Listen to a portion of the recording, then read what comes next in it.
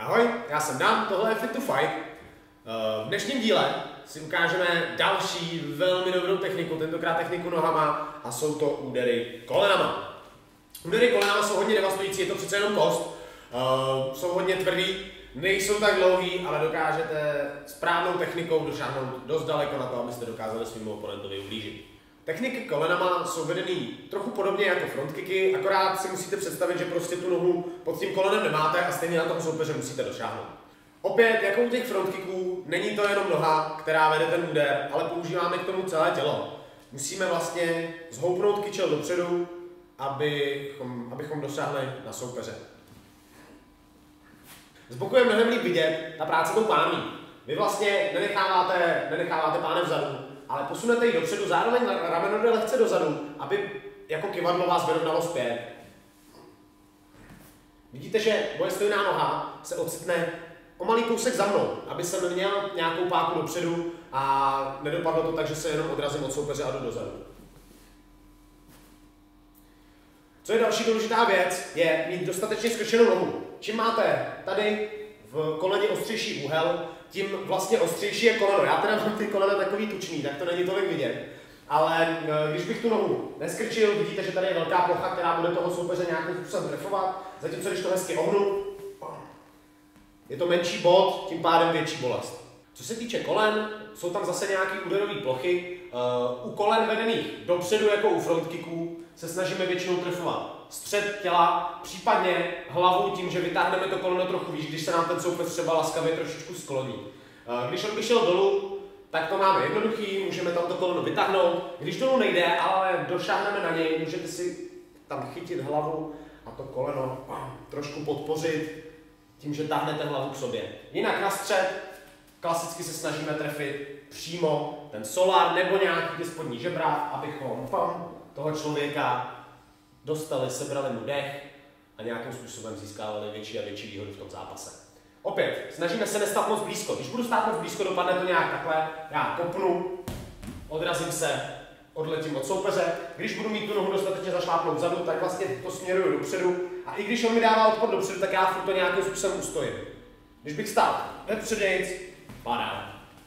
Další technika kolen, která se používá dost často v thajském boxu i v klinči, jsou kolena z boku.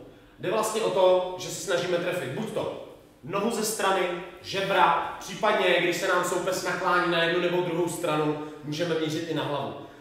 Tady v tom případě je to koleno spíš podobný trošičku round kicku, protože tam vytáčím boky, jako když bych sem kopal round kick, tak stejně vytáčím boky, akorát mám úplně zohnutou tu nohu, snažím se mít opět co nejostřejší úhel a dostat se na tu úderovou plochu, případně na nohu. To je nepříjemné, je to jako když vám někdo dá koněra, jestli jste někdy pořádně dostali, případně když toho člověka dokážu sklonit, tak na hlavu.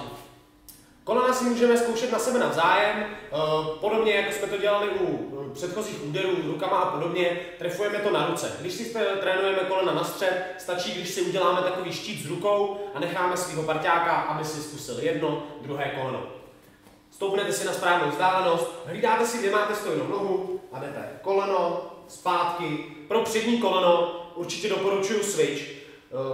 Jediný způsob, jak trefit koleno bez switche, je, když mi opravdu jde soupeř naproti, že tam to koleno jenom zvednu, jinak já si potřebuji upravit tu vzdálenost a vytvořit momentum. Takže switch, dopředu a zpátky do svýho postoje.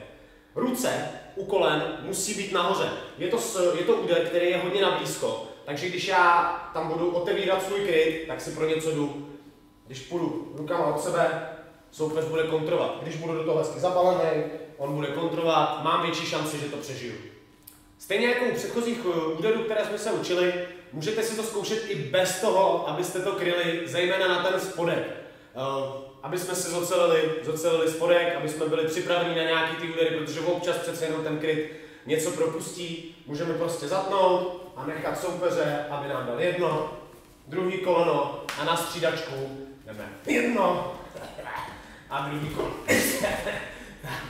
Vyberte si někoho, kdo není tak mohutný.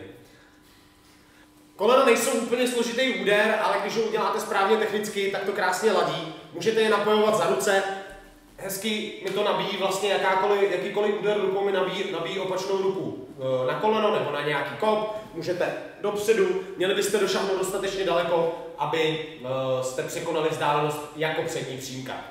Bum. Když se podíváte ze strany, dám přímku a na stejnou vzdálenost bych měl být schopný trefit to koleno. Bum. Zároveň si dávám trošku pozor, aby jsem hlavu nedával příliš blízko, nešel si naproti pro kontr. Takže do toho nepadám nějakým takovým způsobem hlavou napřed, ale to ramínko trošku dozadu a ruce jsou furt přede mnou, stejně tak u druhé nohy. Furt si držíme postoj. Naučili jsme se další techniku. Kolena, výborná věc. Dá se aplikovat jak v standardním postoji na vzdálenost, tak v klinči, který si ukážeme v nějakém z dalších dílů.